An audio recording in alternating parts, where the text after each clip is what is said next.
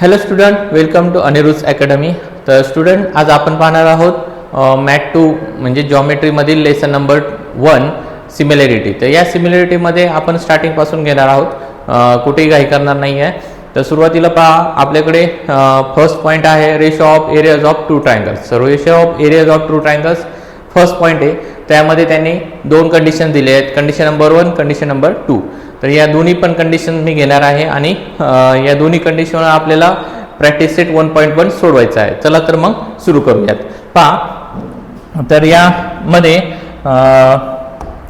पहा, first ratio of areas of two ट्रायंगलचं त्यांनी सांगितलं, the ratio of areas of two triangle is equal to the ratio of product of their base and height. So ratio of product of their base and height म्हणजेच काय, ते काय म्हणतात की ratio of product of their base into height. आता हे झालं first ट्रायंगलचं B1 multiply H1. Next काय आहे, तर same ratio of another B2 multiply H2, right. So अशा प्रकारे आपण आता इथे तुम्ही म्हणता ना सर एरिया ऑफ ट्रायंगलचं मध्ये हाफ असतं, तर हाफ कुठं गेलं, तर पहा इथे जे हाफ आहे 1/2 इथे पण होतं, इथे पण 1/2 होतं आणि हे दोन्ही हाफ हाफ काय झाले, कॅन्सल झाले. म्हणून यांचा फॉर्म्युला जो आहे तो इथे आलेला आहे की फॉर्म्युला आला आहे B1 multiply H1 is equal to B1 multiply H1 upon B2 multiply H2. ठीक आहे. तर आता नेक्स्ट पहा, ह्याच्यामध्ये कंडिशन नंबर 1 दिलेली आहे. तर कंडिशन नंबर 1 काय म्हणतात, ते suppose this ABC and triangle PQR are two triangles and their heights are equal. त्यांची हाईट्स काय इक्वल आहे दोघांची पण HH. Then the property say that the ratio of areas of two triangles is with equal heights. म्हणजे जर equal heights असेल then the ratio of their corresponding bases to the ratio of their corresponding bases. आता हे कसं येऊ शकतं ते पहा. आता इथे दोन ट्रायंगल्स आहेत, याच्यामध्ये या दोघांची हाईट काय आहे, सेम आहे. तर आपल्याला फॉर्म्युला माहिती आहे बेस इंटू हाईट, परंतु यांचा बेस काय आहे, याचा बेस आहे BC. मग आपण पहिल्यांदा बेस मल्टिप्लाय फर्स्ट याची हाईट आहे H घेतो मी इथे डायरेक्ट अपॉन सेकंड याच्यामध्ये बेस काय आहे आपला QR घेतो इथे मल्टिप्लाय हाईट. आता याची पण हाईट आणि याची पण हाईट सेम आहे, सो सेम हाईट असेल म्हणजेच the heights are equal, then the ratio of their corresponding bases. आता खरंच राहतो करस्पॉन्डिंग बेसेस बघा, इथे H म्हणजेच हाईट कॅन्सल झाली, तर इथे राहिलेलं जे आहे their corresponding base, ratio of their corresponding base. ठीक आहे.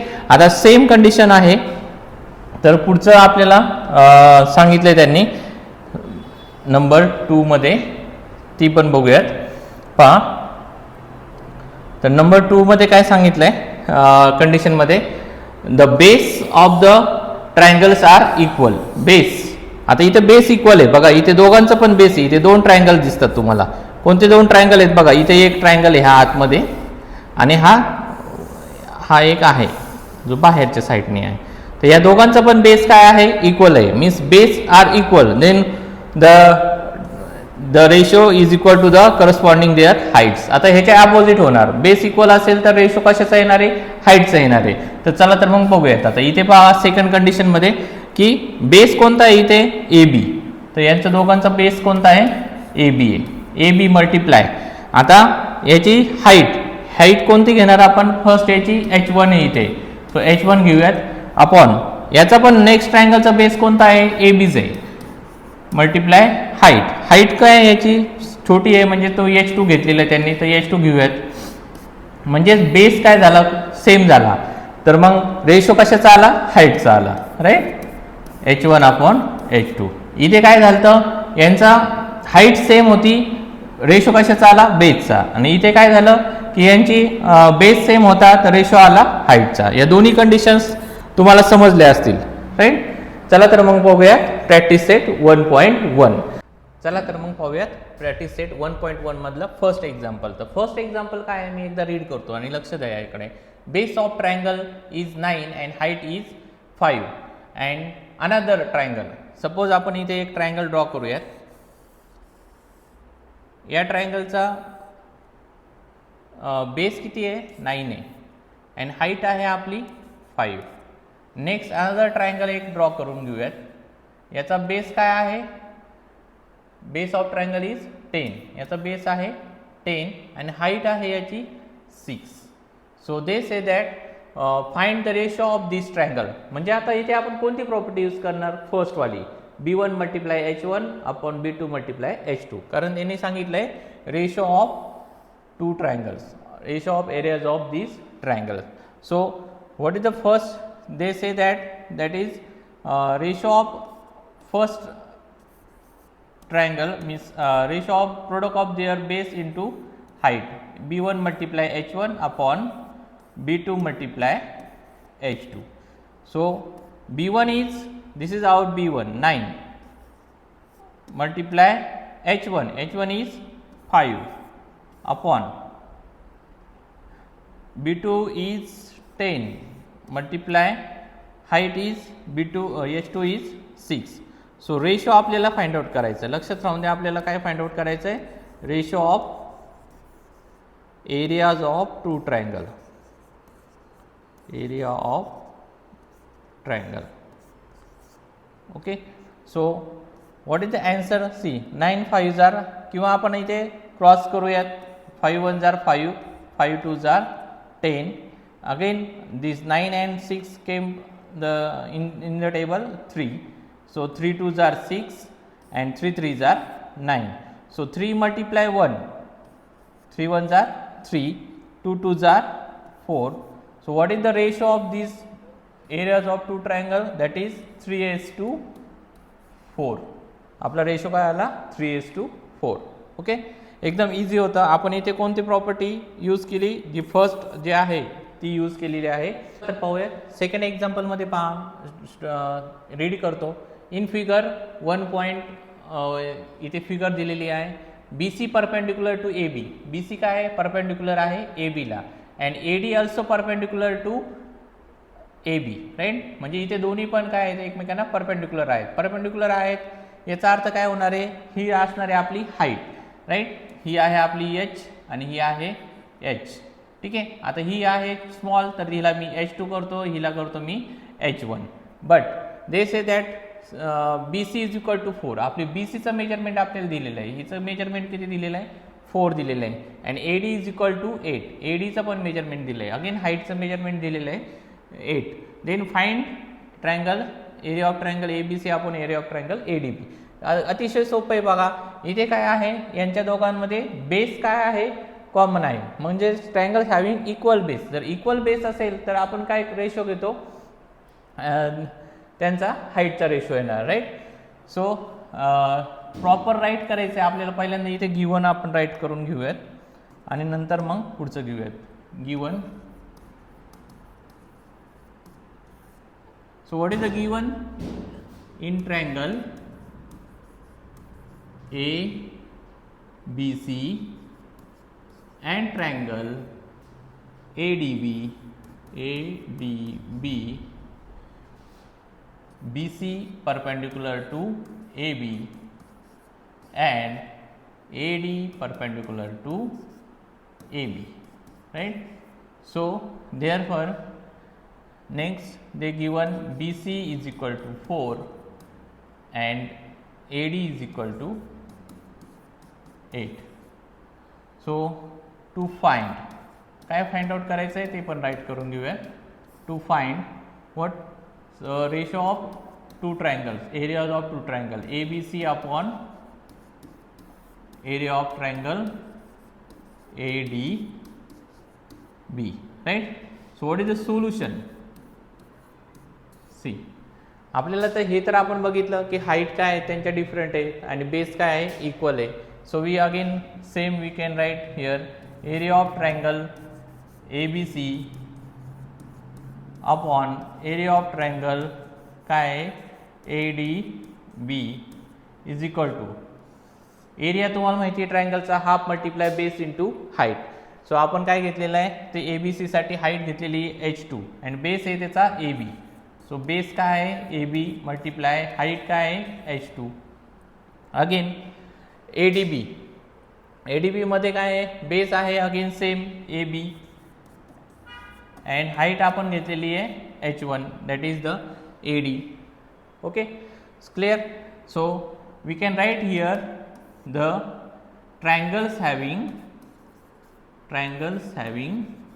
आता ह्याच्यामध्ये काय सेम दिसत आहे, triangles having equal base, okay. आणि रिझन नाही लिहिलं तर मार्क्स नाही मिळणार, कारण का मॅट 2 आहे. Okay, so AB get cancel. So what is the ratio, H2 upon H1. So height H2 means BC, 4 upon height H1 means AD is 8. So what is the ratio, 4 1s are 4, 4 2s are 8, so 1 upon 2. So the ratio of these two triangle is 1:2. Okay, clear.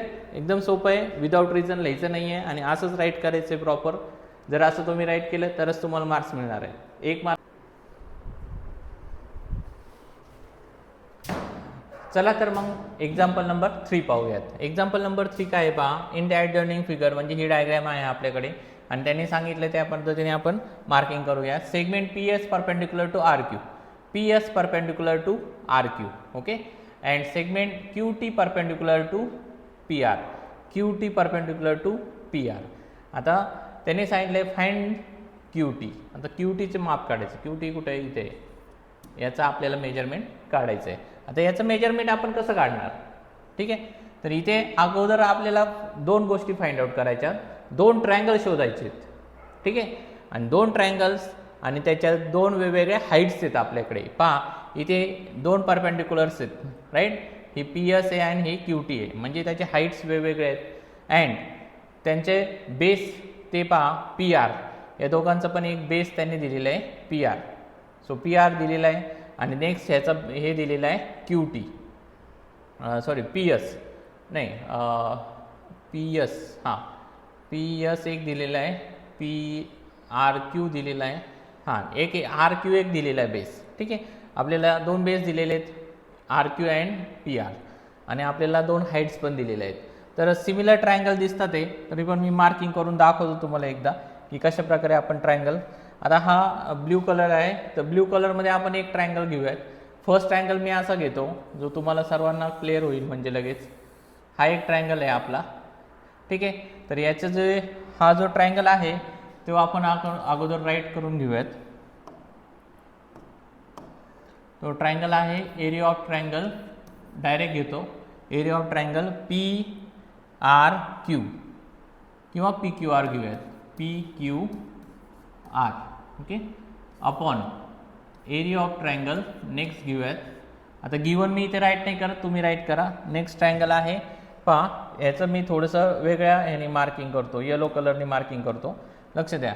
Next triangle आपल्यासाठी कोणता असणार आहे, हाच असणार आहे. जसं PQR घेतलेला आहे तसा हा एक घेऊयात आपण, ठीक आहे, या साईडनी. तर हा आहे PRQ, पण तो ह्याची हाईट आपल्याला येणार आहे PS येणार आहे, ठीक आहे. सो PRQ नेक्स्ट ट्रायंगल आहे आपल्याला PRQ. अगेन सेम आपल्याला यूज करायचं आहे. First ratio of areas of 2 triangle is ratio of there product of base multiply height. So product of their base. आता फर्स्ट याचा बेस कोणता आहे, तर फर्स्ट याचा बेस कोणता आहे आपण फाइंड आउट करूयात. फर्स्ट याचा बेस पहा, फर्स्ट कोणता आहे PQR, त्याचा बेस आहे इथे हा B, हा आहे आपला B1. नेक्स्ट आहे आपला PRQचा बेस आहे आपला हा RQ, B2. आपली जी हाईट आहे ती ही आहे पहिल्या याची, दॅट इज H1, आणि ही आहे दुसऱ्या ट्रायंगलची, दॅट इज द H2, ठीक आहे. क्लिअर. आपल्याला दोन्ही पण मिळाले, आपण राईट करून घेऊयात. तर बेस आहे आपला फर्स्ट काय आहे बेस आहे आपला PR मल्टिप्लाय हाईट आहे आपली QT अपॉन नेक्स्ट ट्रायंगलचा आपला बेस आहे B2, म्हणजेच काय आहे आपला RQ मल्टिप्लाय हाईट आहे आपली PS, ठीक आहे. आता याच्यामध्ये आपल्याला मेजरमेंट दिलेलं आहे, आपण काय करणार आहे, व्हॅल्यू पुट करणार आहे आणि इथे लिहायचं आहे आपलं ratio of their corresponding base and height. इथे रिझन लिहायला विसरायचं नाही, विदाउट रिझन आपल्याला मार्क्स मिळणार नाही, ती व्हॅल्यू आपण पुट करूयात. पी आरची व्हॅल्यू आहे आपली 12 multiply Q T. Q T किती आहे आपल्याला? क्यू टी नाही माहिती आहे, क्यू टीचं आपल्याला फाइंड आउट करायचं आहे. ठीक आहे, upon R Q. R Q आहे आपल्याकडे 6 मल्टिप्लाय पी एस आहे आपल्याकडे, पी एस पण आहे आपल्याकडे 6. सो इज इक्वल टू आपण 6ने एकदा डिवाइड करून घेऊयात. 6 2 जार 12 अँड आपलं जे व्हॅल्यू आले आहे ती 2 क्यू टी अपॉन काय आले 6. आणि हे जे दोन्ही पण ट्रायंगल आहेत हे काय आहेत तर सिमिलर आहेत. सो सिमिलर आहेत याचा अर्थ काय येणार आहे, तर जर सिमिलर असतील तर पहा इज इक्वल टू काय घेणार आपण 1/1 राईट. द रेस्ट त्यांचा एरियाज काय घेणार आहे 1/1. सो 2 3 जार अगेन 6 म्हणजे आपलं आन्सर आलं Q T upon 3 is equal to 1:1. So cross multiply करूयात म्हणजे आपला आन्सर येणार आहे Q T is equal to 3 1 जार 3. ठीक आहे, क्लिअर. म्हणजे आपली व्हॅल्यू किती आली क्यू टीची 3.